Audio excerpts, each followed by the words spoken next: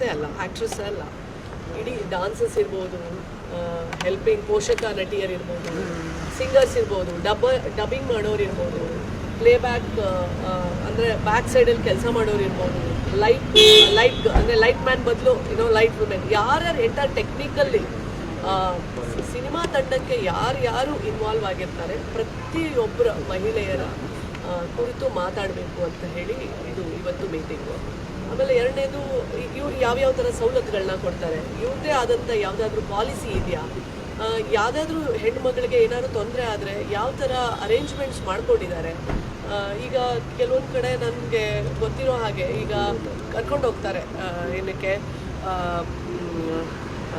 Shooting ಕರ್ಕೊಂಡು ಹೋದಾಗ ಅಲ್ಲಿ ಹೆಣ್ಮಕ್ಳಿಗೆ ಟಾಯ್ಲೆಟ್ ಆದರೆ ಹೆಂಗೆ ಅಂದರೆ ಅರ್ಜೆಂಟ್ ಆದರೆ ಕೆಲವೊಂದು ಕಡೆ ನೀರೇ ಕುಡಿಬೇಡ ಅಂತಾರಂತೆ, ಟಾಯ್ಲೆಟ್ಸ್ಗೆ ಹೋಗ್ತಾ ಇರ್ತೀವಿ ಅಂತ ಹೇಳಿ.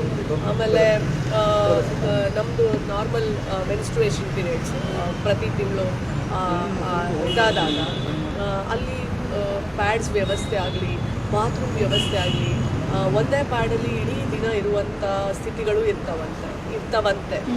ಸೊ ಇಷ್ಟು ಎಲ್ಲಗಳನ್ನು ಈಗ ನಾನು ಈಗ ಮೀಟಿಂಗ್ ಕರೆದು ಇಲ್ಲಿನ ಯಾವ್ಯಾವ ಥರ ಸಿನಿಮಾ ತಂಡದಲ್ಲಿ ಕೆಲಸ ಮಾಡುವಂಥ ಹೆಣ್ಣು ಮಗಳಿಗೆ ಯಾವ್ಯಾವ ಥರ ಅನುಕೂಲಗಳಿದ್ದಾವೆ, ಯಾವ್ಯಾವುದಿಲ್ಲ, ಇದೆಲ್ಲ ನಂತರ ನಾನೊಂದು ಪ್ರತ್ಯೇಕವಾಗಿ ಕಾನ್ಫಿಡೆನ್ಷಿಯಲ್ ಸರ್ವೆ ಎಲ್ಲ actress including the entire cost, ಅಂದರೆ ಸಿನಿಮಾ ಅಂದಾಗ ಡಾನ್ಸರ್ಸು ನಾನು ಹೇಳಿದ್ನಲ್ಲ, ಪ್ರತಿಯೊಬ್ಬರಿಗೂ ಕಾನ್ಫಿಡೆನ್ಷಿಯಲ್ ಸರ್ವೆ ಒಂದು ಮಾಡಿಸಿ ಆ ಸರ್ವೆಯ ಏನು ರಿಪೋರ್ಟ್ ಬರುತ್ತೆ ಅದನ್ನು ತಗೊಂಡು ಅದಾದಮೇಲೆ ಮುಖ್ಯಮಂತ್ರಿಗಳ ಜೊತೆ ಕೂತ್ಕೊಂಡು ಇದನ್ನು ಒಂದು ಹೇಮಾ ವರದಿ ಯಾವ ಥರ ಆಯಿತು ಅದೇ ಥರನೇ ಕರ್ನಾಟಕದಲ್ಲೂ ಒಂದು ಕಮಿಟಿ ಆಗಬೇಕು ಅಂತ ನಾನು ಶಿಫಾರಸ್ನ ಆ ಸರ್ವೆಯ ಮುಖಾಂತರ ನಂತರ ದಿನಗಳಲ್ಲಿ ಮಾಡುವಂಥ ಕೆಲಸ. ಮ್ಯಾಮ್, ಒಂದು ಏನು ಗೊತ್ತಾ ಮ್ಯಾಮ್, ಇವಾಗ ಆ್ಯಕ್ಟಿಂಗ್ ಮಾಡುವಂಥ ಸಂದರ್ಭದಲ್ಲಿ ತಕ್ಷಣವಾಗಿರುತ್ತೆ, ಇನ್ನೊಂದೇನೋ ಇರುತ್ತೆ, ಅದನ್ನು ಈಸಿಯಾಗಿ ಅವ್ರು ಹೇಳ್ಕೊಳಕ್ಕೆ ಆಗಲ್ಲ. ಸೊ ಆ ಕ್ಷಣದಲ್ಲಿ ಹೇಳಿದ್ರೆ ಎಲ್ಲಿ ನಮ್ಗೆ ಅವಕಾಶ ತಪ್ಪುತ್ತೆ ಅಂತ ಅನುಭವಿಸೋದು ಸಾಕಷ್ಟಿದೆ.